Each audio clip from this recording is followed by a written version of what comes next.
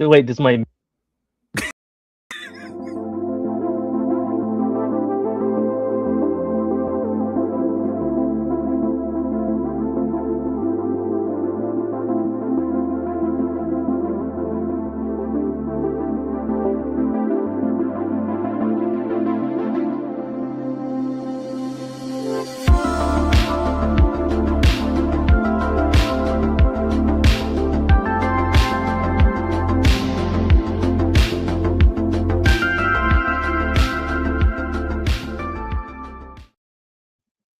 Welcome to the Generation X-Wing podcast, a modern look at a retro lifestyle. My name is Rob Williams, and I'm here with Jamie Palerider, as well as Steve Lewis. Steve 3 cannot. We're coughing away down there. Oh, Sorry. Steve Lewis, or Steve 3. Sorry, Yep. I got Steve's mixed up. At Steve Steve 3 cannot make it tonight. I think he's wandering the streets of Arkansas or something like where. I don't know where he is now. He's The last escaping picture he gave us was something from Stranger Things. It was a little yes, he's concerning. getting out of Arkansas. Yeah. I swore I saw a Demogorgon somewhere in that picture. Right? Dude, don't let Vecna get you. It was Escape from New York, then Escape from LA, now it's Escape from Arkansas. It's fair. Yeah. Oh, that's a good trilogy. I'd watch Direct to that. DVD. Yeah, direct to DVD. Starring Dolph Lundgren or something like that. Yeah. Oh. No, Wow. burn Dolph How, Lundgren. how could you burn Dolph Lundgren? Yeah. It's come on. easy. He's It's a quite saint. easy. Wow. Well, we're going to be talking a little bit of Dolph Lundgren next episode, I guarantee you, when we talk about Masters of the Universe. But right now, we're going to talk about our own Master of the Universe. It's Tony. Let's go, Tony. Welcome. He's in the chat. We also got Dave's Dimension. He's also here. Let's go. He's pretty excited. We're talking about Flight of the Navigator. And So in all caps. it's in all caps. He must be yelling. Or he's over 40. We got HR in the house. Tauk. Tauk! Hello, HR. We'll try and make sure that Steve's behaved today. VJ, baby, I'm not sure that I can hit the like button on this movie in good. Interesting. Spicy. She's Hey, not Rob? a fan. Before we go any further, please check your messages from me. All right, please check my message. Uh-oh. Like where? Are you already getting a note from HR? No. Oh, well, how the heck did that happen? We're having some technical difficulties. Yes, that's interesting. Thanks for the Stick warning. with us. But yeah, I had just closed that one. There we go. Thanks for going the on? heads up. do we want I don't mind saying that live here, but I screwed up. Do we want to have a restart or No, we're going to continue live. We'll just go live on Back to on one, everybody. Back to YouTube. one. and Okay. that'll be fine. So that was odd. What did you do wrong? I went don't live know. on the Outer Room Garrison website, on Outer Rim Garrison Instagram account. Instagram, which is fine because that's it's an honest mistake. But we're all members there anyway, so it counts. We should- are. yeah, but we shouldn't be promoting our stuff. But No. oh well. No, no. Oh, right. Yeah, and I just I have to talk on all that sort of stuff with new people. You're right. No The rookie screwed Instagram up, tonight. so no Instagram. I'm sorry, folks. That was awkward, but Not the Graham. Not the Graham. No, maybe the Lord Graham. Vader will come down and smite us. So we'll see what happens. It's not a mistake. Anyways, let's go back to things. Let's go back to I'm a little thrown off, but that's okay.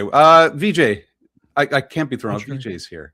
VJ makes me happy. Hello, Right? VJ. Hi. Yeah. We got Ultra Carterzilla in the house. Carter. Ultra Hello. Zilla. 6939. HR. Yeah, HR.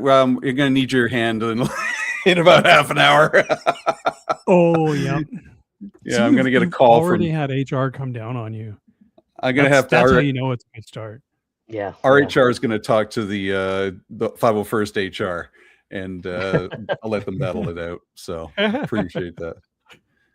Which is odd. I didn't see it go live on my. I'm holding Instagram live with me right now, and I didn't see it go live. And I was like, "Why is it not working?" Well, maybe it's my phone. I was just on my homepage, just waiting for it to pop up on my, your stories bar at the top.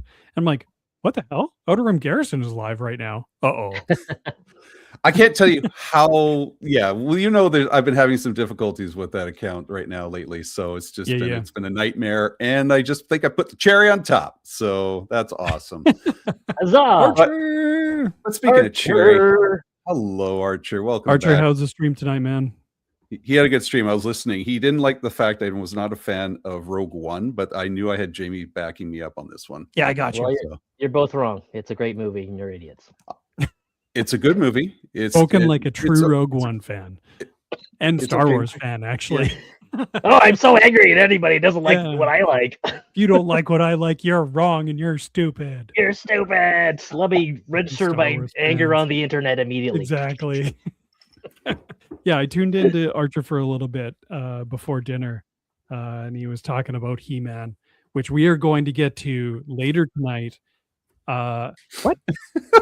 I just wait. Did Jamie work his way off my friends list? No, Archer, we're not fighting. Come on. Hey, don't be like that. We're BFFs now, though.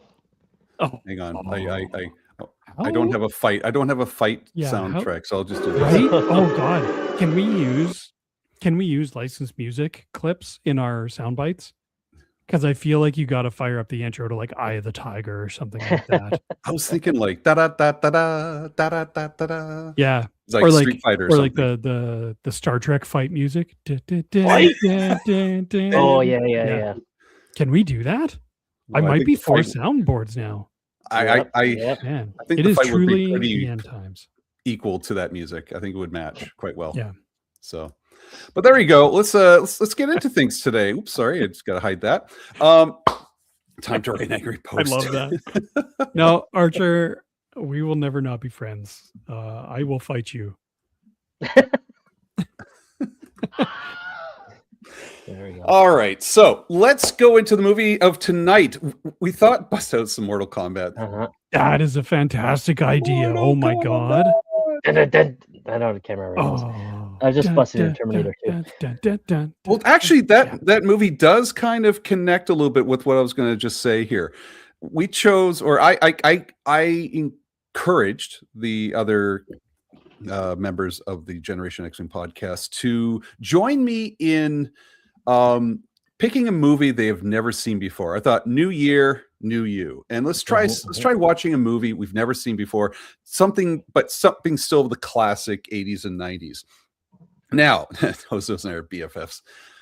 I originally chose, and I don't mind saying this, the movie I originally chose was Mac and Me. And boy, it went over like a wet Rose fart. and I were mad. Yeah. And I was legit Instantly. about it. I still think I want to bring it up later down the road because I got influenced by Conan O'Brien talking to Paul Rudd. Yeah. And Paul Which Rudd was a brought great it up. interview. Yeah, it was a great interview, and Paul Rudd's always bringing up that movie. Classic And- bit. Yeah, it's classic. But I want to see, like, okay, he's talked about this so much. I kind of want to see it. We had talked about. I was over for Mac. and Archer, Me. you're a sick bastard. Yeah, nobody was hoping for that movie. I kind of was, but as time went on, I was just like, you know what? Maybe I'm not in the mood right now. I was just like, I was at one point, but now I don't feel like this meal anymore. So I chose something a little more safer and something. I also thought for the start of the year, maybe not throw that in there. So Rob, I can give you. Wow, VJ's feeling spicy Yikes, tonight. That is spicy straight tonight. picante. Well, apparently, it sounds like she doesn't like this movie. I chose Flight of the Navigator because I've heard so many people request it. So many people talk wonderful about it. And it's a movie. I'm surprised I've never seen it. It's 1986. It's in my wheelhouse. I was It's about 11 absolutely in your years old, 12 years old, turning 12. And I thought, let's check this out. I don't know why I didn't see it, but it seemed like my type of movie. Because I always imagined kind of like when you're a kid in bed and you can fly that thing like little Nemo, right? Fly that spaceship all over the world, anywhere you want. You have a navigator with you and stuff like that. I think, I thought that'd be great. So I checked out this movie, and I'm glad I've seen it. But I want to get your feed. I don't know if you guys have seen this. I just assume you have. So Jamie, have you seen this movie before? Yes. I saw it when it first came to video. So I was talking with Hose Nose. I feel like it was yesterday, and it hit me and it made me feel really bad. I'm like, it has been literally 40 years since I've Mhm. seen this movie. 40 years. Yeah. So do you remember much from it? No. Okay. No. Clearly, I did not remember anything. All right, no problem. So Jamie or Steve, how about you? Have you seen this movie before? Same thing as Jamie. I know I've seen this movie. I remember the ship. Yeah. That is all. Like I was talking to Amy about this yesterday, and I don't think I saw this on VHS. I definitely didn't see it in this theater. I think this was, and it's probably going to come up in discussion later. I saw this on TV on the Wonderful World of Disney because it was on like Oh. continuous play. That makes sense. But I feel kind of shame. 2 minutes penalty box because I'm just like you guys. I was in that wheelhouse. I was the right age. I was a young boy. I wanted to be an astronaut so bad, hence my awesome NASA shirt. That's a great shirt. But I don't remember this movie. It's sacrilege because there's so many people out there that love this movie. And I'm Yeah. like, there's an almond flying spaceship. That's it. So I'm allergic to nuts. Yeah. So you don't have any memory. Now I remember Wonderful World of Disney. That was I always enjoyed that, especially when Sport Goofy was on. Like Sport Goofy was the best, man. He was the best. That was our generation's Buster Keaton. It was great. Yes, definitely. And but I never got to see this, and so I'm glad that you were all kind of the talking eye from Return of the Jedi is in. I think. Totally. Oh yeah. Except it's for some reason Pee Wee Herman. Yeah. We'll get into that. That threw me off. I wasn't expecting that one. Spoilers. Yeah. Oh yeah, we're gonna spoil the shit out of this 40-year-old movie. Let's give a rundown of the movie itself. Basically, the movie is about a kid. Oh my God, I got my names right here. David Freeman. David Freeman. He's living in 1978, and he goes to find his lost brother, or goes to get his brother, which again throws me off. It's half a mile away from the house, and just go get your brother. Anyways, he's going to look for his little brother, finds him, and then falls down a cliff, and then wakes up 8 years later in the same spot, same clothes, everything, and he hasn't aged a bit.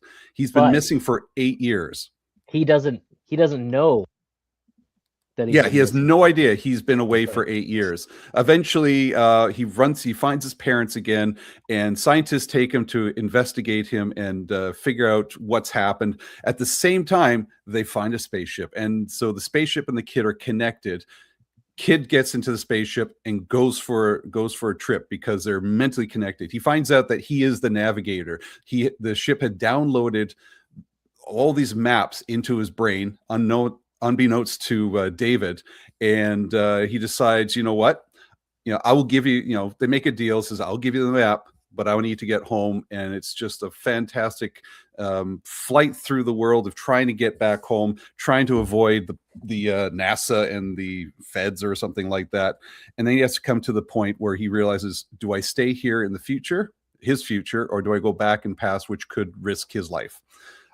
Which was kind of blown over near the end, but still, it's the whole point of this movie was it was a kid and his spaceship, and what would he do with a spaceship, and basically the friendship that he kind of builds with this robot, and voiced by Pee Wee Herman, which I didn't realize at first. I thought it was, but then it sounded different. But yeah, so. Did you guys enjoy the story, Hose Nose? Was this a good story for you? I did. I think it started okay. I did to a point, and I think because it started out as I think like a pretty good sci-fi movie premise, like what the whole time jump, the lost time, the whole dealing with this sentient spaceship and being connected to it mentally. How would you deal with that? Dealing with your family who finds you. And I thought this was a really cool sci-fi premise. Then he got mentally connected to download it, and Pee Wee Herman jumped in the movie, and then that's where I was like, all right, this went off the rails a bit. Now, in fairness, 10-year-old Steve watching this movie would have loved that, and that's what they're going for. It was meant to be a kids sci-fi movie. It was a story about family and kids and connecting all that. Great. 50-year-old Steve watching this 40 years later is like, all right, enough with the Pee Wee Herman. I want a hard sci-fi movie. Let's go get into like time jumps and wormholes and all that shit. And I love this. Yeah, but no, it was still a good story, and I think it still kind of holds up. And they don't make movies like this anymore. Those wholesome family movies, I don't think, not like this, especially not in a sci-fi kind of vein, right? So, yeah, a long way of saying I enjoyed the story. Jamie, how about you? Did you enjoy the story at all? I'm kind of with Hosenose. Like I like the base premise of the movie. And again, like I remember loving this movie as a kid. So I came in really excited to watch it because it's been a long time. But kind of when all is said and done, the plot made no sense to me. What threw you off on the plot?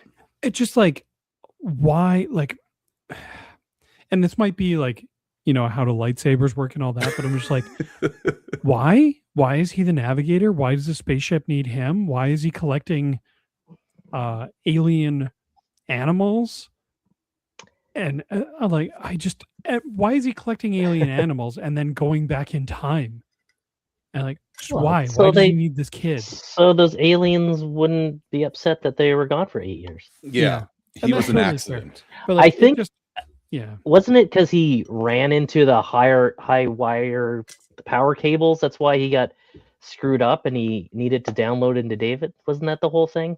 Yeah. I don't know. And I feel like I don't want to watch this movie again, but I feel like this doesn't normally happen to me, but I feel like I missed something with the plot. I'm just like, it just wasn't landing with me. And like when we get to the ending, I have thoughts. Okay. But yeah, it just I like the basic concept, the execution of the story. It left out so many holes and just ended up feeling like a bit of like a Wish ET situation. Hey weirdos, compliance. One of my favorite quotes from there we'll get into in a bit. So good 80s classic. I think it is a good 80s movie. It didn't do well in the box office. We'll play that game. How much did it make? So budget of $9 million. Jamie, how much did this movie make? Is only $9 million budget? $9 million budget. I'm gonna say 20 million. Steve 3 Hosenose. How much did this movie make? You said 20. I'm gonna say 18. $1. It was 18.6 million, folks. Yeah, so 18.6 million, doubled it, but that's seen as a failure. Yeah, you can't make double your money. You gotta make 5 times that. I can totally see that. Now, one of the things that did, some people said that affected the popularity of this movie was a couple things. One, there was a movie that just came out a year before, starring Phoenix and Explorers was the movie, and that did not do well, apparently. Yeah. Although I don't remember seeing that one either. I saw that one as well. It was there was also other movies that were out that was just kind of this was 86. 86. Like 86 is kind of a murderer's row of movies for the era. Like God. Well, you're competing against Howard the Duck, folks. No, I'm thinking more of Karate Kid. Was that 86 Karate Kid? Yes. Yeah, I'll let you do the research on that one. But yeah, I don't remember a lot of good movies from 86. Okay. Yeah, go for it. So in order of like highest box office and working our way down, right? Top Gun, Crocodile Dundee, Karate Kid Part 2, Back to School, Aliens, The Color Purple, Star Trek 4, The Voyage Home, and like Ferris Bueller, Down and Night in Beverly Hills, Stand By Me, The Color of Money, Oh, there's some Cobra, good The movies Jewel in of there. the Nile. Like it's kind of a brutal Short Circuit. So Yeah. like even a lot of things that like basically directly compete for the audience that they're going for. And Yeah. they're basically releasing like a Saturday just movie of the week thing in the box office. Disney movies back in the 80s, unless it was animated, and even then that was questionable, weren't as popular. I mean, you think of Race to Witch Mountain Not or in live something. action, right? Live action, yeah. I mean, I remember as a kid not wanting to watch the live action. I wanted Goofy. I wanted Yeah. Mickey. Yeah. I wanted Kids the want cartoons. cartoons. Yeah. In fairness, though, this Disney was only involved. They had the distribution rights to this Yeah. in the U.S. That's true. So this was like a total indie movie, small budget. I think some of it was filmed in Norway because they had to spend Norwegian pesos Yeah. or something like No, that. the So- Norwegian pesos. As So, yeah, accurate, I'll allow it. Disney didn't have a. They had some influence, obviously. It's the Yeah. mouse, but it wasn't like one of their true productions, right? So It was Roadshow. It was distributed by Roadshow in Australia, which did The Matrix and some other ones, I think.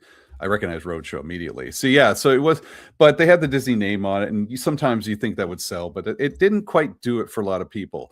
But I enjoyed the idea of the movie. I think I agree with you, Hosnose, that the first, it seemed like a Twilight Zone episode, and I kind of dug it. A kids related Twilight Zone episode, a little bit scary, which is good. I mean, you had a little bit of fear back in the 80s was a good thing for kids movies, but you also you also had things like spaceships, which are fun. I love spaceships. You have little sci-fi, the silliness. I think I would have enjoyed the silliness of it. And I think Pee Wee Herman was just starting to come on the scene. I think he just had a movie, the Pee Wee Herman movie beforehand, and the TV show was just on its way. Although I watched the TV show. I wasn't a big fan of the TV show. It kind of drove me a little bit nuts. And I think that's what bothered me a little bit with the movie. Just, it was like, at first I thought he was going to, when I saw the trailer, I was like, oh, they're imitating 80s characters. No, they're just imitating the one 80s character. And it's going to do it again and again and again. As a kid, I remember liking Pee-wee's Playhouse, like the TV show, which probably contributed to me enjoying this movie as a kid. But like Hosnell said, it's a little less enjoyable as a more jaded adult. See, he wasn't even. Sorry, go ahead. Well, I was saying, and the director from this, I think he went up and he directed Pee-wee's Big Top, also. Yeah. Also did Grease. That was. But I mean, yeah. So there's the Paul Rubens connection, yes, right? definitely. So, I had like Pee-wee's Big Adventure. Sorry, the first movie was 85, so a year before this. Wasn't that Tim Burton? Yes. Yeah. That was the first one. Yeah. So yeah, that was Big Tim Top. Burton. Yeah.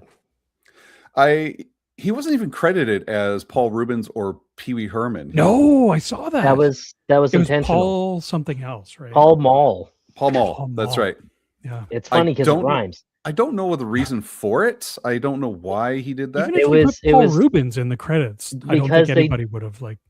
Yeah, but some people would know, and I think they didn't want that to detract from the movie itself. It's kind of like back when Seven came out.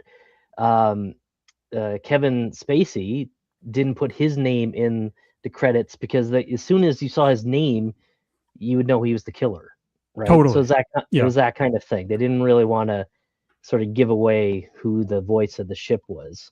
Now, That's you're fair. right. Most kids only know Pee Wee Herman. They don't know who the hell Yeah. Paul Rubens is. That's true. And most kids aren't even reading the credits. Oh yeah, They're not. 100%. It's like the end. Let's Wait. grab the popcorn and go. I need to know who the key grip is. Yeah. Yeah, who's the cinematographer on this? This is amazing. It's Max Bubba Smith. Thank God. I recognize his work anywhere. Even as a kid, though, as soon as he launches into his Pee Wee Herman routine, you're like, that's Pee Wee.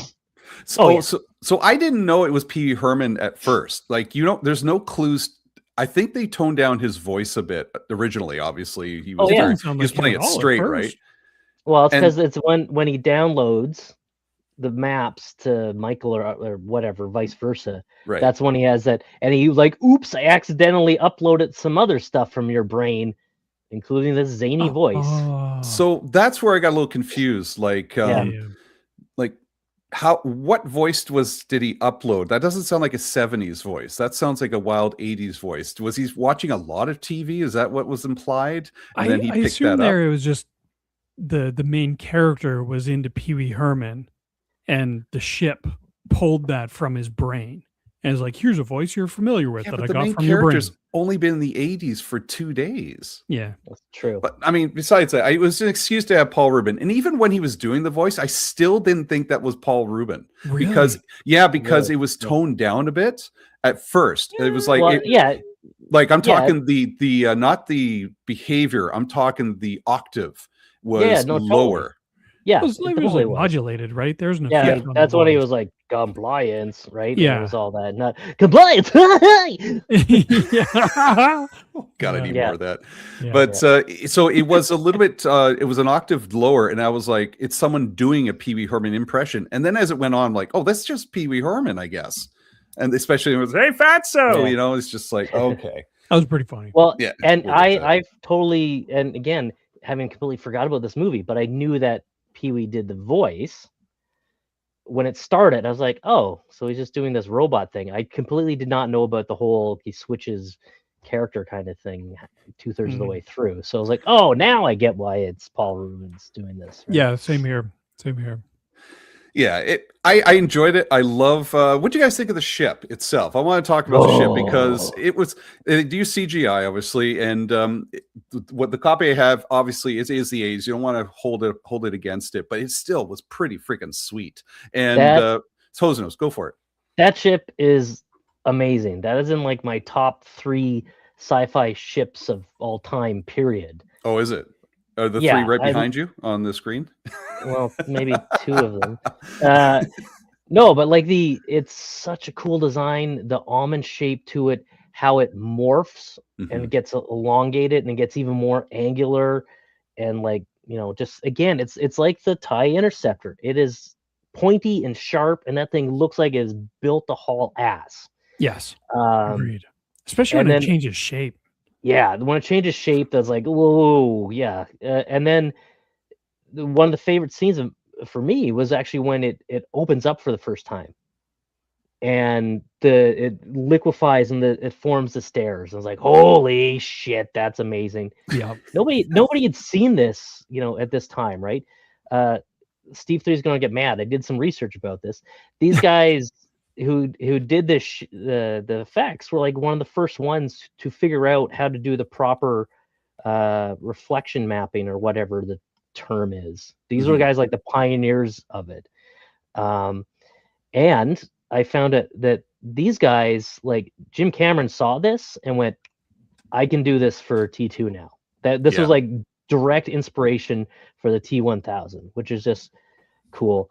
So yeah, I love this ship. The ship is amazing. Not only just the outside, but the inside, where they did again all the mirrored surfaces, and then it's all angular, and there's all the symbols. There's a nice Easter egg to Back to the Future in there too. I don't know if you guys caught that. Oh no, sorry, I was thinking Grease. I wasn't thinking Back to the Future. When he first walks in the ship, and there's all these symbols, he steps on one that is pretty much the flux capacitor. Oh, okay. I didn't catch that one at all. Yeah, That's pretty awesome. sweet. But, Just to jump on what you're saying, yes, this is a very research loving community. If you want to do any research on my movie choices, you're welcome to do it. It's open arms. I just don't want to steal your thunder if I do research. No, I love it. I love it if you guys have facts, because a lot of the time I may miss it. But I did catch that, and what I really enjoyed was as he's flying above the plains of Norway, it's just you see all the speed lines going on the bottom of the mirror, and it was so cool. And it's just like that looked really neat. Yeah. Jamie, what about you? Did you dig the ship? The ship was awesome. Yeah. Like the special effects and the ship itself, absolutely the best part of the movie. Like the special effects on just the stairs. The stairs of the ship. I was like, same thing, just holy shit. What year is this? Yeah. Like, so I watched some How Did This Get Made stuff. The stairs, after they did the special effect version, and the practical effect was all camera trickery Yeah, with yeah. the angles. So Yeah. there's a hard solid bar, and apparently it does have some give. And when the kids like are at the gas station, they're pushing on it. That's actually happening. 100%. There is some Well, the same give, thing but as the skiffs in Return of the Jedi, right? You just have the armature going into the Yeah. exactly. You have the arm of it holding it up, going into the sand on an angle, and then you have the camera position so you can't see the arm and it looks like it's floating. It's great. they also Yeah. did some really cool old school trickery with when the ship's coming out of the hangar for the first time. So they did like a scale model, like a 2-foot model that they held really close to the camera. Nice. I love and, that. and then like all the people, the actors were like in the background, but it looked like the camera was like the ship was right under Right? above them, sort of Oh, thing, that's right? pretty Perfect. funny. Force And then perspective stuff is still Yeah. so good. And then they had to just like, again, it was on a rig, kind of like the skiff, where they just had to like composite out the little armature thing. But Yeah. just like old school techniques like that. And one more thing about the ship, sorry, I like it. Go. All yours. I love how reflective it is in the CG. It's actually shinier than the real life thing. It looks Yeah. great. It looks so good. Yeah, the CG is so chrome, and the real one is almost chrome.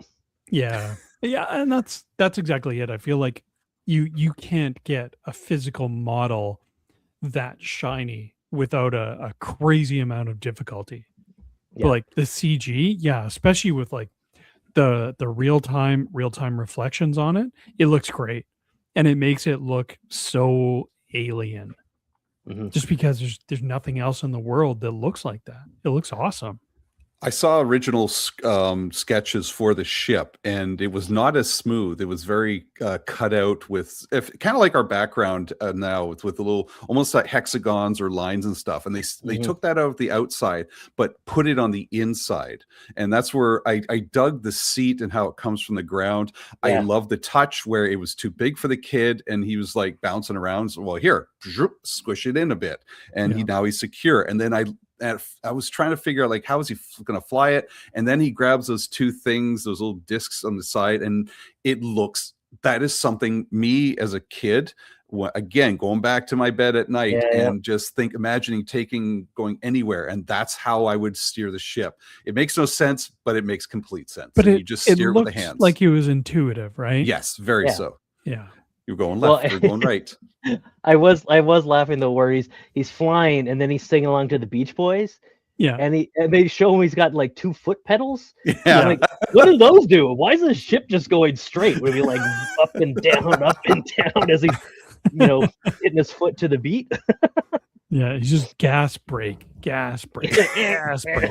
Gas brake, honk, honk, honk, gas. Oh, it's my first day. There it is. Take a drink. Take a drink. Yeah. So yeah, it's a but you can you fix the seat? Compliance. Yeah. Okay, I love the characters. We will go into let's talk about some of the favorite quotes from this movie. Compliance quickly caught on for me. At first it was like, oh, that's cute, and he keeps saying compliance, and it was just like, all right, I kind of want to use that in everyday life now. What about you guys? Is there anything that stood out when it came to quotes? James? Honestly, sorry, Jamie. Hey Blimpo, too many Twinkies. That was something that was. I'm sorry, you have to say it like him. Sorry. No, it was something that there was like a core memory for me. As soon as he said it, like, oh yeah, I remember laughing my head off as a kid. Just like fat shaming by a spaceship. Yeah, exactly. Like just a surreal situation, like this eye on an armature coming out of a ship, just ragging on this guy for being fat. Hey Blimpo, going too many Twinkies. Yeah. Yeah, it was so good. I gotta tell you, Haas there, I'm assuming that's his name. His name is Al. He's one of my favorite side characters, like in 80s movie now. Just the fact he just stands there. Funny. He just stares. The guy at the gas station? The guy at the gas station was the best. Yeah. But how's nose? What about you? Favorite quote? Well, there weren't. I don't think this is the most quotable movie, but speaking of the guy at the gas station, he's after he's staring just slackjaw all the time, and then his one thing he says is also a nice nod to ET. He goes, "He just wanted to phone home." Yeah. And there you get the Yeah. direct reference with ET. But Yeah. yeah, I love it. I agree with you. There's not a lot of for me, a lot of quotable moments. I mean, yeah, they're arguing, butt munch or whatever they were saying. But I mean, it's just I will jump into also favorite scenes and that gas station. I got a quote. Oh yeah, okay, go for it. Yeah. I actually really liked his brother aged up. Like his 16-year-old brother. Yeah. He was my favorite character. He was pretty cool at the end. Yeah. He was a cool guy. And yeah, I love it. And just when he's realizing what's going on, he's just like, "This is totally rad, dude. You're my big little brother." It was a cool line. Mostly, yeah. Again, I like that character. His aged up brother was great. He was a dink at the start of the movie. And I use that word intentionally because he was the ultimate definition of a dink. But he was a cool. He was an awesome kid in the end. Awesome adult now. But he stepped up, let the fireworks. He was there for his brother. I felt for him. I was like, he must have been missing his brother. He must have been taking that personally for 8 years. This was all he was the one himself. He was the one who scared him, right? And that's why he fell down into the ravine. Yeah, because he jumped out of the tree. A great quote. I don't leak, you leak. That's a great one. That's good. I've got a couple more too. Sorry, host. Well, I got a couple too. But speaking of the brother, where I remember I got a note here that says, "Jesus, that giant box of fireworks he had in the room." That was huge. And then I says, "Chekhov's fireworks." Yep. Sure enough, those came into play later. Fireworks. Yes, 100%. Yeah, but my other quote was another one from the gas station, and it's the dad. The tourist dad, he goes, "Kids, get out from under there. They don't have insurance at places like this." Fun fact, that was filmed at, I was hoping Steve 3 was here for this one. This was filmed in Burt Reynolds' ranch. Yes, that's right. Yeah. The gas station? Yeah, the gas station. Nice. Yeah. Must have a nice ranch. Was Haas, did he work for Burt Reynolds? Let's just say yes. Probably. He polished the Trans Am. Yeah. And he's a certified Trans Am polisher. Yeah, exactly. Certification there. I do like Aaron Palmer. Hello, Aaron Palmer, by the way. I didn't mean to ignore you out there. Welcome. The one with the pink hair. I do like the discussion of Twisted Sister. It was just I gotta be honest, I was surprised to see Carrie from Sex and the City here. That was like, oh, look at that. She's in here. Oh, yeah, very young. Very young. She was Sarah Jessica Parker. But it was just funny. She's talking about Twisted Sister, and I could imagine you're coming 8 years later, and she's like, Twisted Sister, and then she goes on and on about the Coke Zero, new Coke. Oh, you damn it! That was Zero. my other quote. Okay, quote it. David goes, "How about a Big Mac, large fries, and a Coke? They're still around, I hope." And then she goes, "Well, that all depends. Do you want a new Coke, a classic Coke, a cherry Coke, a Diet Coke, or a caffeine-free Coke?" Yeah. This movie brought to you by Coke and McDonald's. I remember that whole new Coke, classic Coke thing. Yep. Can you fall? That was when the ship changes shape and gets even more sleek looking and just takes off. Yawn. Great scene.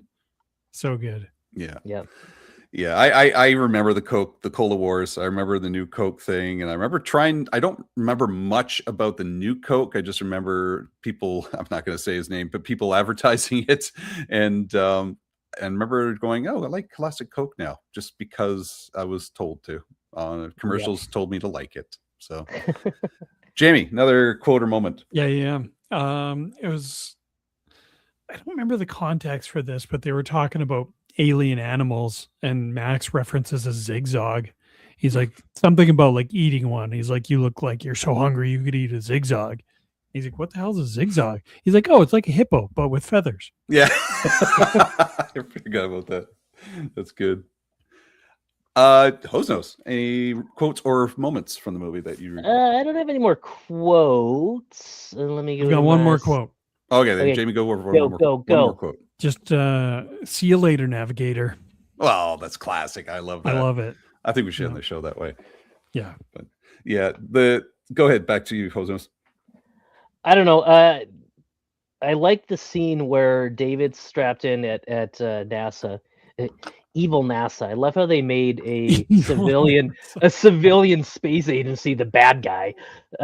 He's strapped in, and they're trying to ask him all these questions, and then his brain is answering on the computer, and he's like, "What does Yeah. it say?" and all that. I just love that scene, and I also loved a lot of the graphics, the CG graphics. Again, this is so 80s with the green computer screens and the really polygoned ship, Vector and graphics, yeah. my personal favorite is someone who uses these all the time, the one pen plotter going to town drawing out the ship, right? We got one color, that's it. Yeah, like you have a printer like that? Dot matrix printers. Well, or I've whatever. got a large, nobody has a plotter anymore, they're all just large printers, but for floor plans, etc. Anyway, I have boxes upon boxes of dot matrix printer paper at our school. Someone donated Sweet. it about 10 years ago, and we still have it. I use it on a regular basis. Do you just sit there and Stuff tear with, like, off the little holes? Yeah. I pull it out, and the kids are like, "What is that?" And I pull it out. It's all attached, and I could run around the room 15 times and still have enough. And I have to teach them how to separate it and how to pull the dot matrix strip off of it. They get so sick of it. It's great. I love it. It's great. It drives me nuts. It's good paper though. It's good quality paper. At least the one I have. I've seen horrible stuff. I noticed that there was a moment where Aaron Palmer talks about the geeks. I did like the scene where he pulls up behind the car and the guy's looking in the rearview mirror. He notices something there, but just the fact he stops and like, "Hey, could you direct me towards I don't know where it was, like to like Fort Miami, Lauderdale or whatever. Fort Lauderdale," and it's just like, let's get the hell out of here. But it's a good scene. The kid played it really well. It's like, "Hey, can you direct me to Fort Lauderdale?"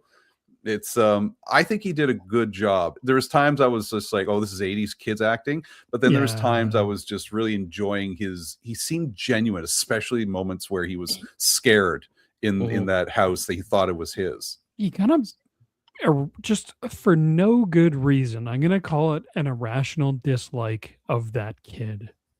I did not like him. He actually kind of bugged the hell out of me. Wow. And not necessarily because I thought he was a bad actor, but maybe just because the character was kind of a whiny little bastard. There were moments, yes. Yeah, he just bugged me. So And we have to be it kind of put me off the movie for it a little bit. all right. We'd be remiss if we didn't mention that the kid, David, played by Joey Kramer, is a Vancouver boy. Yes, Is he he? is. Yes. He is. He's I was going to get into that later, but since we've opened a moment now, he's done a whole documentary. I wanted to watch it. I didn't have enough time, but he did a whole documentary, Life After the Navigator or something like that. He talks about the struggles he had after that movie of substance abuse, going to jail, robbing a bank to go back to jail, and just dealing with the pressures of being a kid actor, his family. You want to know his official name? Did you get this? I did. I did watch the documentary yesterday, right after watching this, because when I told Amy we were doing this, she's like, "Oh, did you know that kid wound up robbing a bank?" I'm like, "What?" And then I opened this whole wormhole about his tragic story of what happened to him. I do want to say he is on a much better path now, which is a wonderful thing to hear. I'm really happy for him because I know that it's taken many kid actors from the 80s. His official name, because his family, from what I understand, was living on a hippie commune, for lack of a better word. His official name is Delirious Joe August Fisher Kramer, or is what his dad wanted to call him. Yes. That is correct. Legal name. Yeah, his mom was full hardcore hippie. Yeah. So jeez.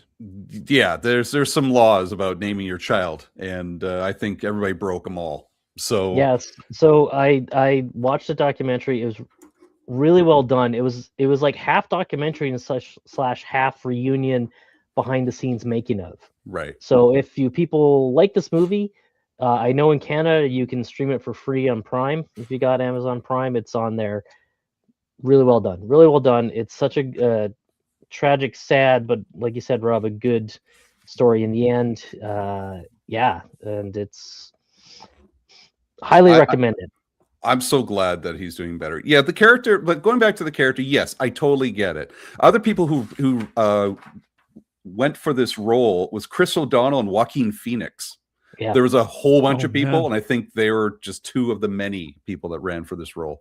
But apparently they wanted somebody who wasn't like Joey Kramer had done some acting. He'd been in some other movies, but he wasn't like a big theater or movie kid who trained and like this was his thing, like Joaquin or River or all these other kids. They want somebody who's a little more natural, and they're saying that he could like connect to his emotions a lot easier and cry and command a lot better and stuff like that. So I guess that's what landed him the part. There's got to be a place in hell for people who one of the rooms is just watching kid actors try for a part. It's just like, wow, this is amazing.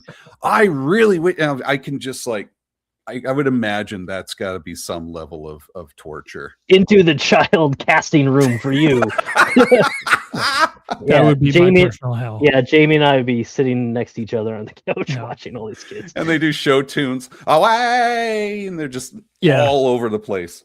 Just singing "The Sun Will Come Out Tomorrow" or that's where dance moms, bad dance moms, go to hell. So it would be extra hell, to have like the mom, the super involved, like living vicariously through the child mom, just off screen, just like mouthing the words and like exactly doing the I need to we need to move on before I start spiraling.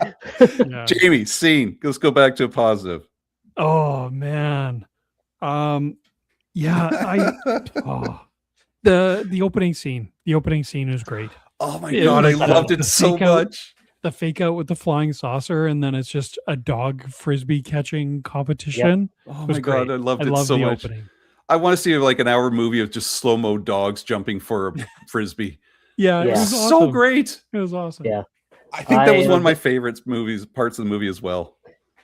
And there were a few other fake outs too, right? There was the silver frisbee, and then there's they all stop and like look up. There's a big shot, and it was the Goodyear blimp going overhead. Oh right. And then later, same thing when he was walking through the forest. He's like, "What's that?" And he looks up, and you see this like shape over his shoulder, and it's just the water tower. So there's a few other little fake outs like that. Yeah. That's why I think I think the start of this movie was really good.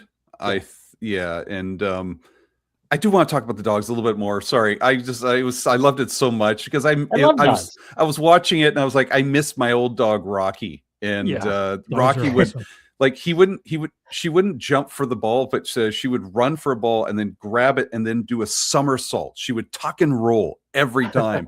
It was so bad that she did eventually put her knees and hips out, but it was just like kids would come like, wow, and I chuck a ball and Rocky would run and tuck and roll and do a somersault and run back with it and would chase starlings. And I just like starlings.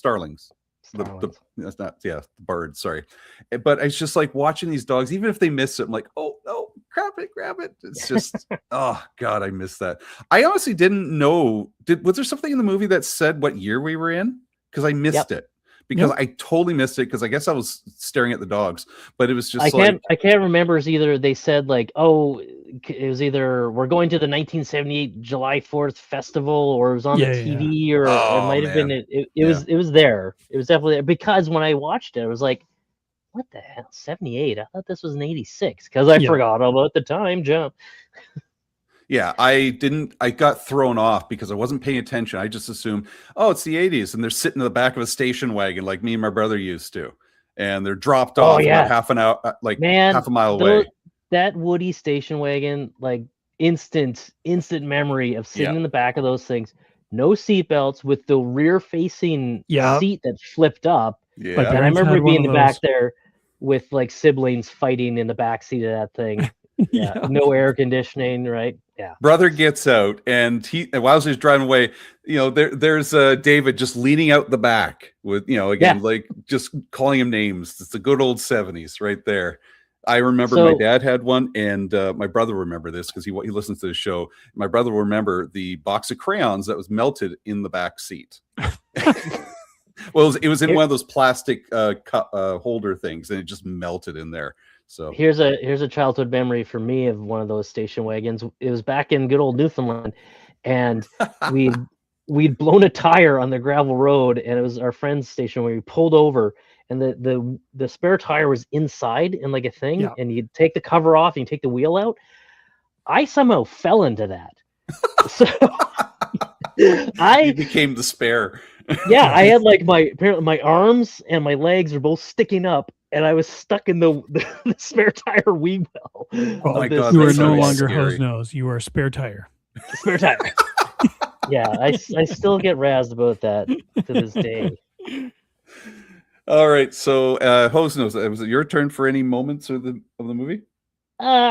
Sure, but I don't know if I have too many more moments. Come back to me. Let me review my notes. Jamie, I did like the fireworks scene when his younger brother goes up on the roof. Their house is occupied by federal agents, NASA agents, NASA agents. Because again, NASA agents. Again, a civil space agency has the power to detain people in their home. Right? Yeah, they are watching Price is Right. Thing that like made for science. It made no sense to me. It felt like like the ET had the feds. We got to have the feds somewhere in our movie, but it's not the FBI. It's different. It's NASA. They have guys with guns, right? Like. That's how they faked the moon landing, sir. They lost me with that.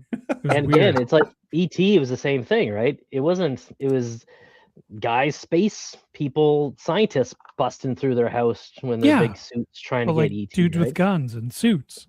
Yeah. Like the feds, but not? I don't know. Did these it made no sense. Oh, they did have guns. I remember that when the ship started taking off. Some guy was like ready to go. No, I it's not really a scene, but just speaking of NASA, like they really needed to review their security protocols.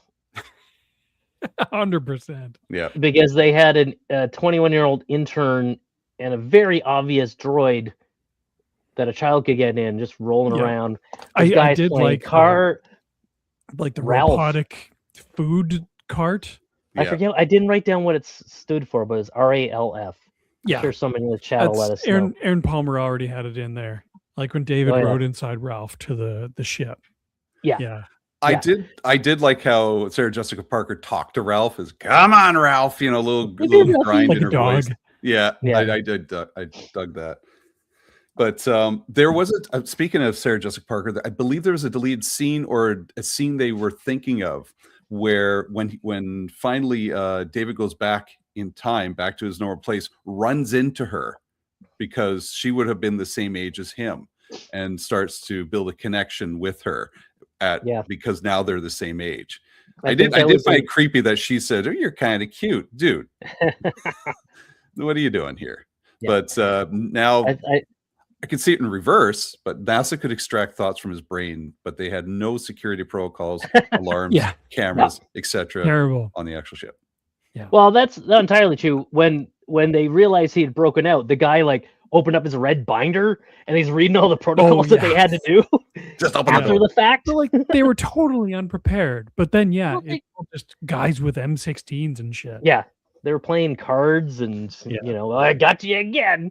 Yeah, because nothing happens at NASA. Why do we have guns? Oh, to threaten a little kid. Right. It's a matter of national security. That's what Dr. Johnny Fever tells the guy at the beginning. It threw me off that he was the bad guy. I mean, he wasn't a bad guy, but he was the bad guy. And I was like, every time I see Johnny Fever, he's always playing some sort of good guy. Yeah. Howard Hesseman's, he was head of the class. He was Dr. Johnny Fever. He was the detective in Clue. He was always the good guy. This is how he got the role. He's like, I already played one doctor, so I can play another doctor. They have the same qualifications. Yes, I already play a doctor on TV. Sitting there, booger. Yeah. Or is he an evil scientist kind of doctor? He's like, yeah. Sure. Yeah. We'll go with that. Anything else, guys? Well, actually, I just remembered they were talking about, you're saying, NASA being the bad guys and everything, and Dr. Johnny Fever wasn't going to let him leave after the 48 hours. So the original script, not the script, the story, David, there was no ship originally. David builds a ship from his memories or whatever at Oh, NASA. really?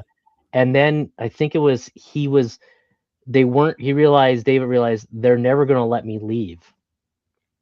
Oh, So kind of similar thing where he's like, oh, that would have made more sense. right? I don't know. To me, They're just going to keep studying me for all of time. Yeah.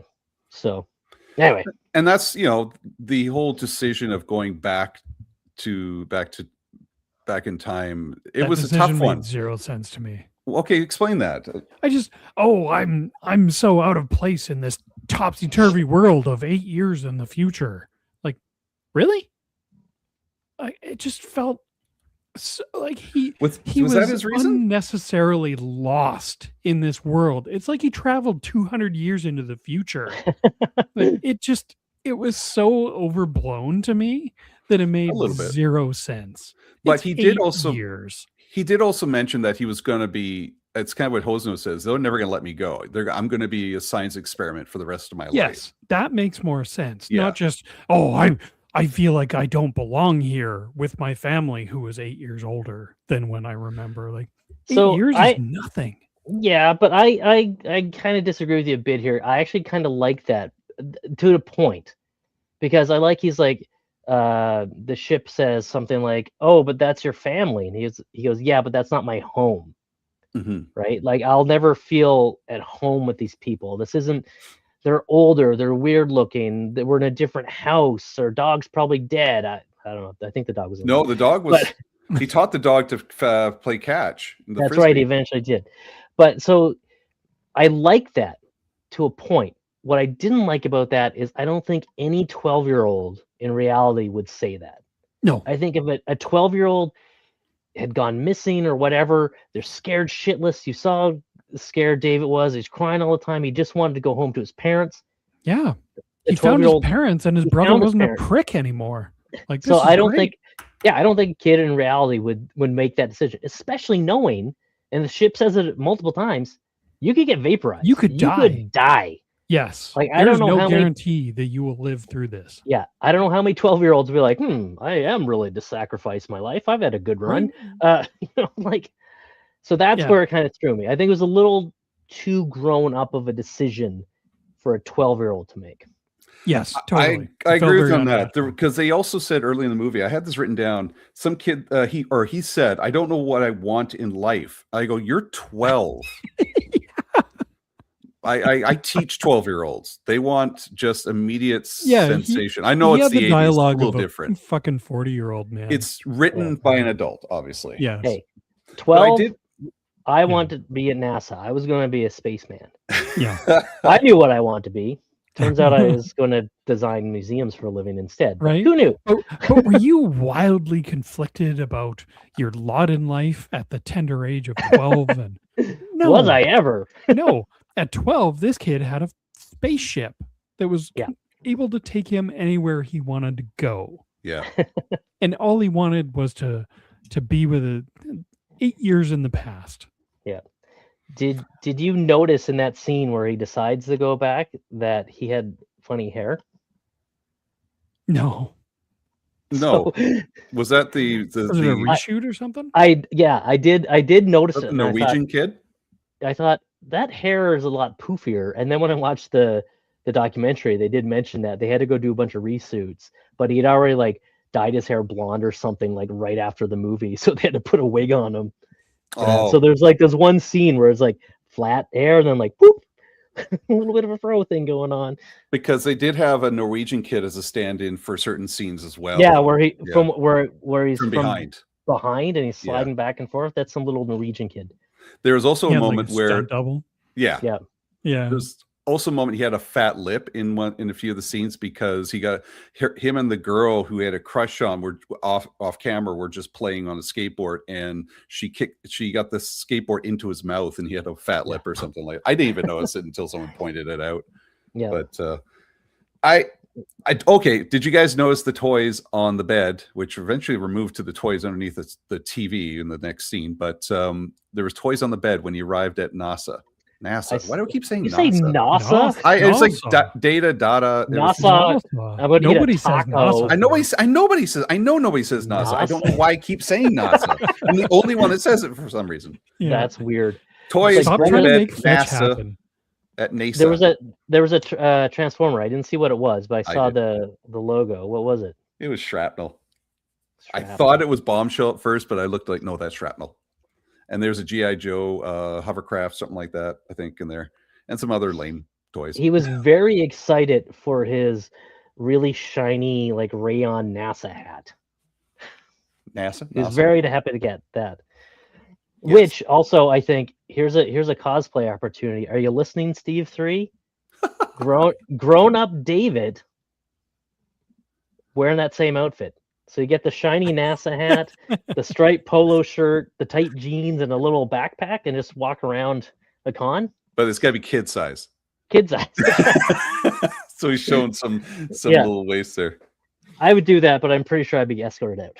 Forgot to mention this. Sorry. I mean, go back into we were talking about Pee Wee Herman, the voice. They were actually going to use the brother, the older brother's voice for the ship before they picked Pee Wee Herman, but he couldn't sing apparently because they got to sing Round, Round, Get Around. But yeah, so he was one of the voices that they were thinking of using for the ship, which is quite funny. I also got a kick on calling it the remote control wand. It was futuristic. Oh, that's right. Yes. Remote control wand. It's like, oh, we don't have these in 1978. Ooh, a wand. Expelliarmus. We're running out of time here. So I want to get any last things you want to talk about with this movie. Anything that stood out that we haven't talked about? And then we'll rate it. Go for it, Jamie? Jose. No, I'm pointing up to Jamie. You're pointing to Rob. Yeah. Oh, God, not this discussion again. Yeah, no. Who are you actually We should absolutely discuss this. I don't want to discuss. We had this discussion offline, and it got angry. I got angry. You got angry. Rob. I got Nobody angry. Else was. It was Rob getting angry, Steve 3 maybe trolling, and me throwing gasoline on the fire. It was great. I was ignoring you because I knew purposely you were smelling like I gas was 100% the whole time. throwing gas on the fire. I couldn't tell Steve was serious Steve 3, because you can never tell. Steve 3 kept pointing up in it was pointing up in this direction where you were. It was literally an argument of who he was pointing at. Yeah, he said he's pointing to me. It involved screenshots. And I kept telling him that he was pointing to the wrong person. And it's like, oh no, I'm pointing to you. It's like, and he took a photograph of his screen to show me. I go, I'm not disagreeing that you're pointing to me, but online, look at me. I'm getting upset about it. Okay, all right. Tone it. Time out. Now we have a new trigger. We got a new trigger for Rob, which is not intended. F-I-T-E, fight. Jamie, do you have any other comments, concerns? I mean, honestly, we're stressing our HR budget. I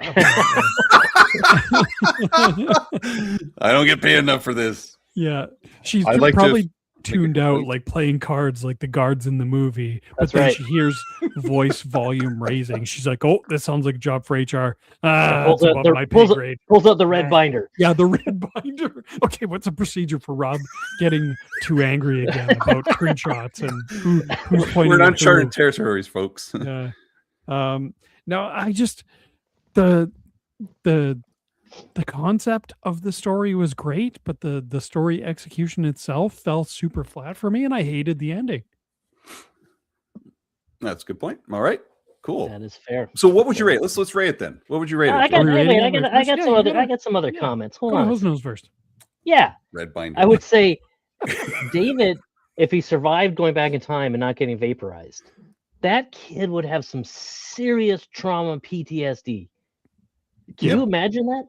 Because now this 12-year-old or 8-year-old, whatever the hell he was, is like, I've seen the future. I've seen my little brother growing up. I now know who the president is, blah, blah, blah, blah. but now I'm back in time and everything's fine. Did that actually happen? Am I cuckoo Yeah. bananas? Well, he had the Like- alien to prove it happened. So there was that, which leads me Yeah. to another thing. That is the ultimate invasive species. That cute little 100%. thing probably Yeah. ate all of the oranges of Florida and decimated an entire ecosystem. Yes. Who knows? Took all the bath Absolutely. salts of the state. Who knows what? Yeah, Yeah, yeah. who knows what that thing does, right? Yep. So I don't know. That's like JD, And Marty the other- taking the almanac back to exactly. 1985. He just fucked And- everything up. So the other thing is, this isn't really good if anybody's listening, but if you're watching, you'll see my background here. The Oh, shot yes, I forgot found. Oh about yeah, that. we definitely got Yes. to talk about the Thank you. background. So this shot I found was, I guess this ship, there it is, I'm pointing it the right direction, was at the Universal or Disney backlot tour, Yeah. right next to the amazing snow speeder and Jabba's skiff, and which then led me down a rabbit hole. Apparently they took the ship and repurposed it, and now it's like a drink station at like Future World or something. Yeah. They basically turned it into like a Futurama looking. But it's like the ship. screen used ship. The second Right. ship, the one that's behind you is the more almond shaped ship that is Right. in the back lot, as you said, at Disneyland. But also the second ship they repainted. I have it written down with the name of what they call What do it. you mean second ship? Like the after it changes shape? Yeah, it fold. They when changed it becomes shapes more sleek? slightly. Was yeah, it the pointy one? yeah, I I believe thought so. it was the almond one. I'm Anyway, almost whichever confident. one it is, it's like bright red. They put like engine pods on the side of it. It looks like the Planet Express ship almost from Futurama. And it's like on top of like where you go to get your space soda in Future World or whatever. The cool scanner at Tomorrow World. There yeah. you go. Yeah. Crazy. I don't know if it's still there. It looked like it was still there from what I've seen from the at least 5-6 years ago. But yeah, it's Right. all red. It looks like a toy ship, and it's odd. But it's kind of a weird fate for that ship. But then again, It is. I guess it's they've tried to remake this movie like 3 times and it's never been successful. Oh, really? Yeah, people just Trying to kind of remake drop it. But I understand, there's so many props and so much room and there's so much you can keep. yeah. But this is like goes back to like museumology. Like, how do you collect and what do you collect? And why aren't these like under a tarp or something so they're not getting Right. blasted by rays? Did you see a close up of the ship that's behind you? It looks pretty beat up and worn out. Yeah, I can imagine if it was sitting Sitting outside under in the rain and the sun all year the round. Florida sun for Crazy. 40 years. Yeah, that'll Yeah. do it. Yeah, that's nuts. I still want to check it out though. All right. So anything else before we rate? That's it. All right. We'll start with you, Hozos. What would you rate this movie out of 10? I'm And going to let's give this. also, before you do that, let's get some other Ah. people in the chat to give us a rating while we're doing this. Oh wait. Okay. Oh yeah, Wait, definitely feel free to throw. am I doing it while they're doing it, or am I Just just go doing ahead. it? Just Give go her- for Okay. it. I'm giving it 7.5 out of 10 flying chrome almonds. All right. Sounds good. Like I said, I like the premise. I like the effects. I like 2/3 of the story. But like I said, once Pee Wee Herman came in, check please. Jamie, what about you? I'm gonna give it 5 hippos with feathers out of 10. All right, sounds good. I'm giving it 7 oink oinks out of 10. I think Hosnos worded it best, so I can't say much more. I didn't mind Paul Rubens so much. I think it was just it felt like 2 different movies, a third of the way after. It was like I really enjoyed it, and then I loved the flying around. Oh, I forgot about the moo. He moos the cow. That's right. I think that was like my favorite part as well, where he goes moo. But it's just like there came a point where I was a little tired of Pee Wee Herman. And then I was just like the ending kind of like, how are you going to come back from this? you can't just forget everything you just did. So I would have hoped that he would have kind of had his memory wiped a bit at least. And then he'd have like, not the alien come back, but just some sort of memento he had from the trip. And it's like, what's going on here? VJ. Yeah, VJ, not a 4 fan. out of 10. I'm very curious about... Interesting. sorry. I can see it. Yeah. Taux, sorry.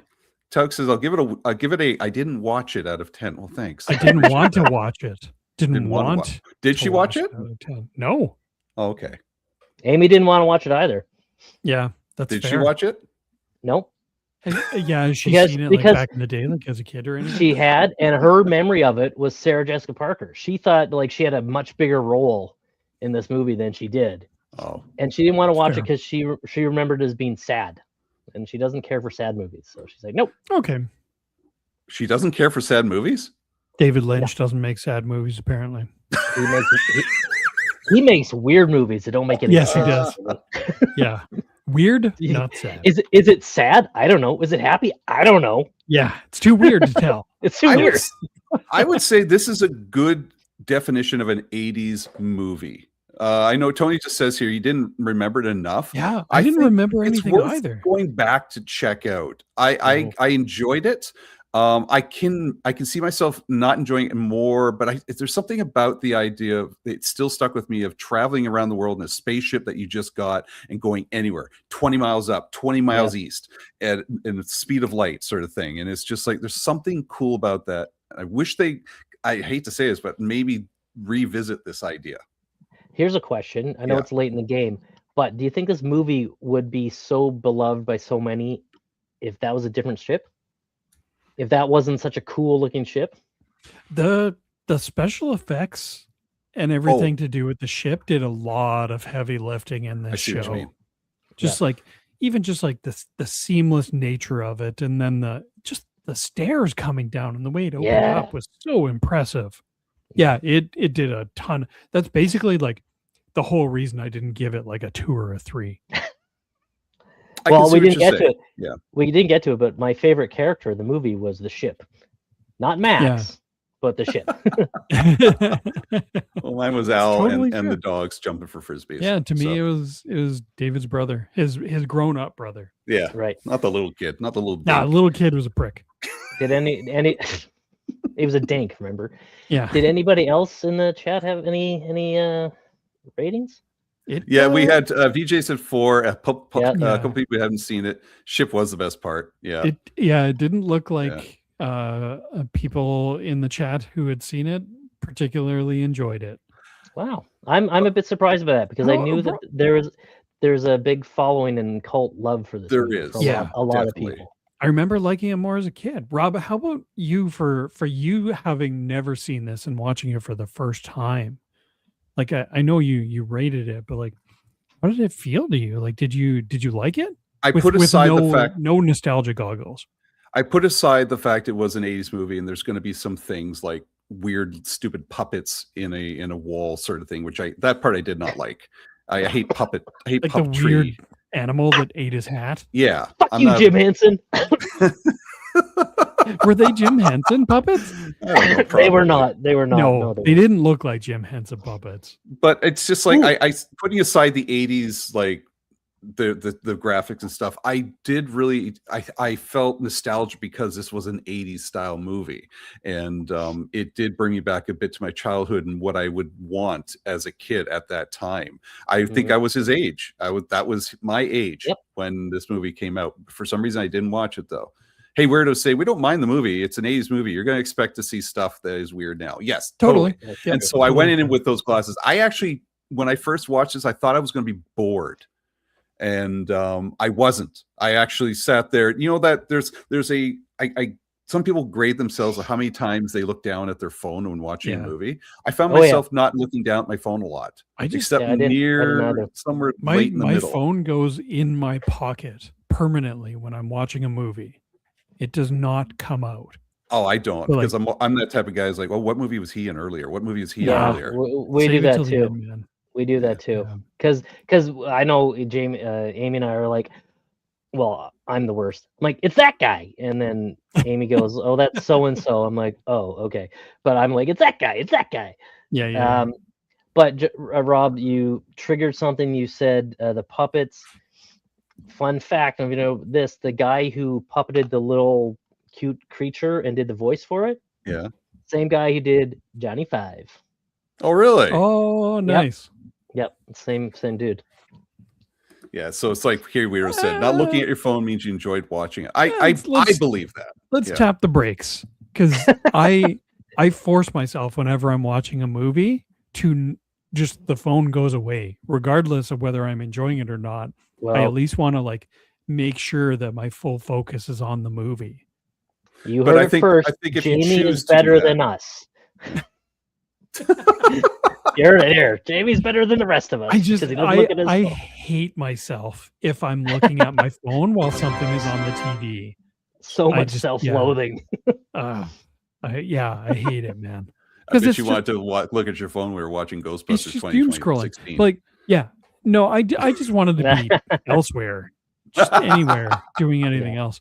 But like, I was bored watching this movie. Good to know. Yeah, All right. Fair. All right. Well, we're going to call her there. Thank you, everybody, for tuning into this talk about Flight of the Navigator. I had a great one. I had fun talking about this.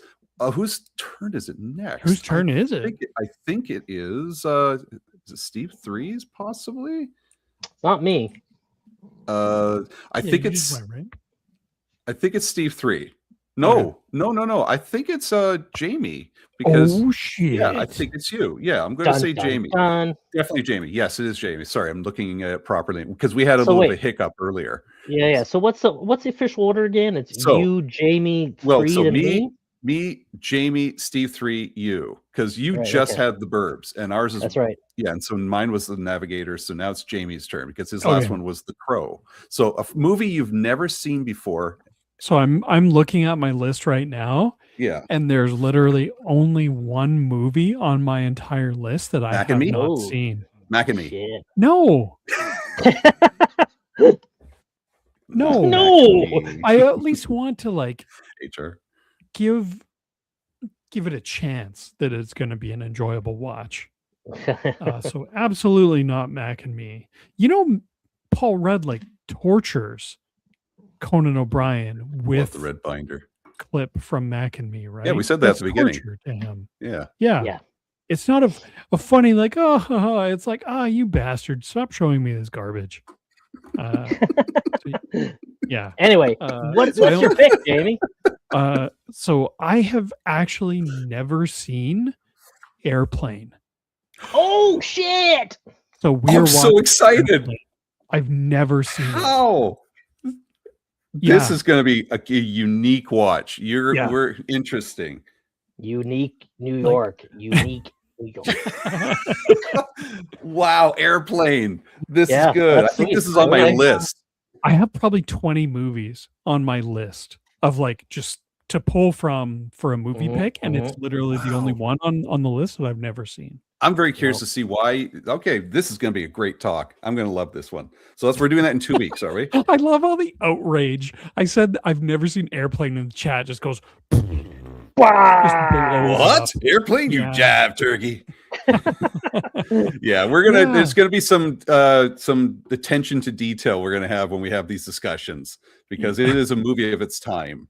So Oh yeah, I I'm quote sure. I Like quote Airplane every I've once in a while. seen Drinking clips. problem. I know like Leslie Nielsen is in it. I know Lloyd Bridges is in it. And I know at least I have the Shirley's in understanding it. that it's very like slapsticky comedy. So You're pointing to yeah, Jamie again. God, yeah. I Look barely at even heard of it. all of these comments. Yeah, Uh, that's hilarious. I feel like Tyler's Well, you barely- know- HR's barely even Yeah. heard of That- it. So See now, Jamie, you know what Rob feels like. yes, all the time. 100%. Yeah, all the time. is this what it feels like? I feel empty inside. It's Like just the this is last one of the space. movies that has been on my bucket list because I've never seen it. All Cool. right, So Airplane. now's the perfect time. Loving Cool, it. cool, cool. Loving it. All right. In 2 weeks, folks, we're watching Airplane. Hopefully, if nothing goes wrong. But Hose knows. Where can we find you? You can find me on the gram, as the kids say, Hose Nose Paints, for all your mediocre D&D minis. I don't know why I'm talking like this.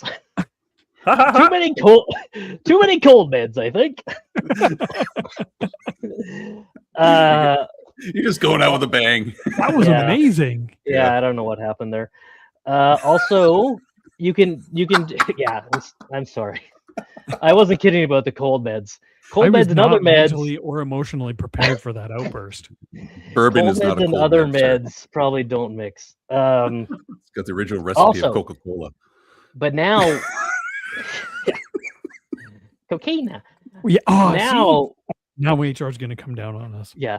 Now, when you go to letterbox.com, you can search just Generation X-Wing podcast because I've gone through.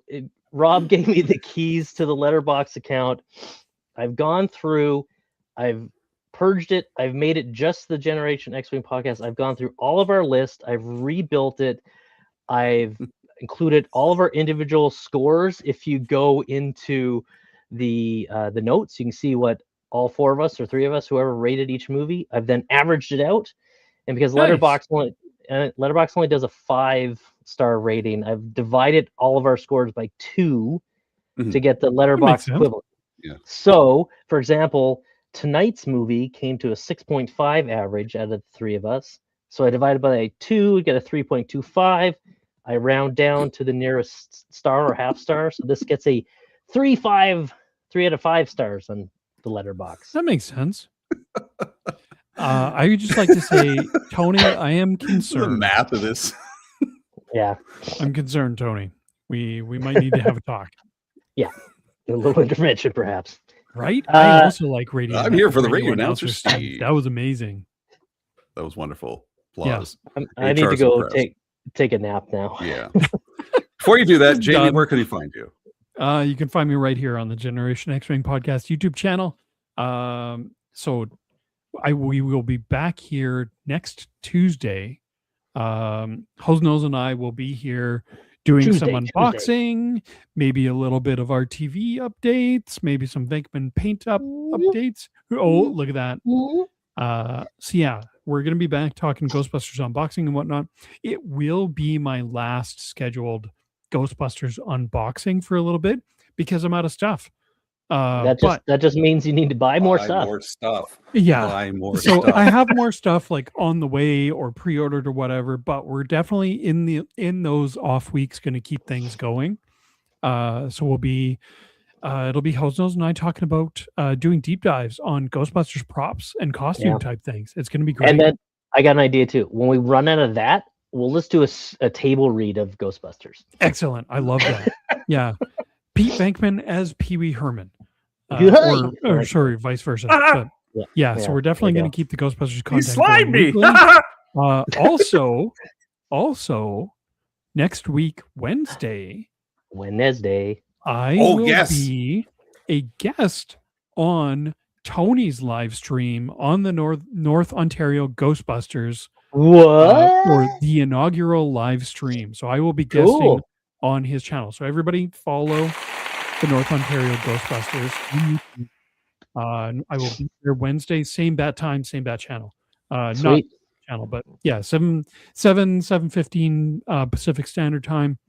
Always going to 7:15 Pacific Standard Time. Yeah. Oh, right. So like the same time that we normally start ours here. Yeah, we'll be live on the North Ontario Ghostbusters. Looking forward to that. We're going to be looking at some figures and whatnot. Tony's going to be running the show. I'm just there as a guest. It's going to be awesome. Nice. I get to hassle him. It's going to be fun. Yeah. Follow the North Ontario Ghostbusters on YouTube. Be there in the chat if you can. It'll be awesome. I'll try and put a link in the description once we're done here. So definitely. Where can we find Steve 3? Steve Hosnose? He's in Arkansas. I still hope so. No, Getting the hell out of Arkansas. You can find Steve 3 on the gram at shit spackled Muppet fart, and his other account was it Steve 3? Steve 3D. There you go, Steve 3D. And find him on DL44 Network. There you go, unboxing on a YouTube. lot of things on the tubes, the tubes, spaceships and stuff. There you go. Pew pew. As for me, The Outer Rim Rookie on Instagram and Facebook, The Outer Rim Rookie Show on our YouTube channel, which I'm hoping you're watching right now. I just put out 2 new videos about rating 501st costumes and what costume you should think of for your first costume, or second, or ninth. So I've actually got some positive feedback privately, which has been really, really cool. I got an invite for dinner in New York, which is awesome too. So it's really cool to see people connecting. Yes. What? Yeah. So some guy in New York reached out and said, "I love your video. Thank you very much. This has been very helpful. If you're in New York, let me know, like take you out for dinner. I was like, that's awesome. That was very kind. You're definitely getting catfished. Meet me at the bus station. Meet me at the bus station. The bus station at 2:30 a.m. for a good time, and then Cam Neely is going to show up. Kick his ass, Seabass. So so until I meet Cam Rob. Neely. Yeah, I mean, meeting Cam Neely would be amazing. I feel like we should let the people know also. Also, you can occasionally find me on Archer's stream on Thursdays whenever I start old man yelling at clouds. Mostly I'll message Archer about something that he posted. Be like, I got a lot of problems with you people and you're going to hear about it. He's like, HR has no authority on his stream. Yeah. No, it is HR free. But also after this, Rob, yes, you and I, we're going to end this stream and then we're going to launch right back into another live stream. Yeah. No pressure to watch. Is going to go to bed. Yeah. I am going to go to bed. Yes. So we're gonna put Hosnose down for a nap. And then Rob and I are going to come back. This is a rare thing that we are doing because the next episode, which we will release audio wise in 2 weeks. This next episode we're going to do live in about 15 minutes or so. Yes, is all about the new Masters of the Universe trailer as well as the mall trailer. And I got a few things to say. Masters, I'm like, I've got this guy ready to go. Yeah, I'm banking on you for Masters of the Universe. I have a page of notes for the mall trailer. Perfect. You're talking about balance each other out. Paul Mart, the mall cop. Paul Blart? Paul Blart. It's time for you to go to bed, sir. Medicine. Yeah. So if you want to stick over for a live talk about Master of the Universe and Mall, we're going to be doing it in about 15-20 minutes. This is rare. We don't really typically do this, but we thought it'd be fun because it just came out today. It's topical. It's timely. Yeah, and so we're desperate for those views. It's mostly like Steve 3 isn't around, so and Hosnose is going to bed, so we're saving our regularly scheduled stuff for when we can have the whole crew together. Yeah. So let's wrap it up. Let's go to the bathroom and we'll be back in about 15-20 minutes. That, Dave. The new series Mall Rats. Mall Rats. Nice. I love that. But yeah, we're going to be right back shortly. All right. Thanks for watching. We're going to wrap it up here. We'll talk to you later. And please subscribe, help us grow. We're at 1,000. Let's go to 2. And see you later, Navigator. Bye. Bye. Bye. Play the